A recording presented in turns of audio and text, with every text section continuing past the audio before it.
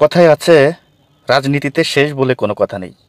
দর্শক, আপনারা কালকে দেখেছেন, গতকালকে যে গণ অধিকার পরিষদের সাবেক ভিপি নুরুল হক নুরের উপরে প্রশাসন যেভাবে হামলা চালিয়েছে, এরকম হামলার শিকার বিগত স্বৈরাচার শেখ হাসিনা সরকারের আমলেও নুরুল হক নুরের উপরে কোনো প্রশাসন করে নাই। দর্শক, নুরু রাজনীতিক কেরিয়ারে তার যতদিন রাজনৈতিক বয়স, এই বয়সে সে যতদিন পর্যন্ত মায়ের খেয়েছে, মায়ের খেয়ে গুরুত্বর আহত হয়েছে, তারপরেও রাজনীতিক মাঠ কিন্তু সে ছেড়ে যায় নাই।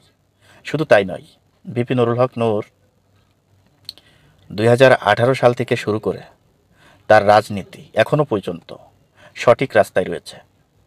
আপনারা জানেন যে 2023 সালে যেই নির্বাচনটি হয়েছে, সেই নির্বাচনে বিএনপির থেকে কিছু নেতা পদত্যাগ করে আওয়ামী লীগের পাতানো ফাঁদে পা দিয়ে নির্বাচনে অংশগ্রহণ করেছে, কিন্তু ভিপি নুরুল হক নূরকে কোনো প্রলোভন দেখিয়ে তারা তাদের ফাঁদে পা দিয়াতে পারে নাই। দর্শক, সেই ভিপি নুরুল হক নূর সেই ফ্যাসিস্ট শেখ হাসিনার সময় নির্বাচন পরবর্তী সময়েও দীর্ঘদিন যাবৎ আন্দোলন করে আসছিল। আপনারা দেখেছেন, সেই আন্দোলনে ভিপি নুরুর উপরে প্রশাসন এভাবে কোনোদিনও হামলা করে নাই।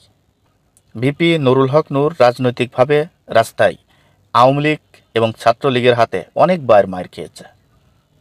সেই মার খাওয়ার পরও নুরুল হক নূর কখনোই আওয়ামী লীগের সাথে আপোষ করে নাই। এমনকি 24 গণ অভ্যুত্থানে নুরুল হক নূর নেতৃত্ব দিয়েছে, রাস্তায় ছিল, এবং পুলিশ নুরুকে গ্রেপ্তার করে রিমান্ড দিয়েছে, অনেক নির্যাতন করেছে।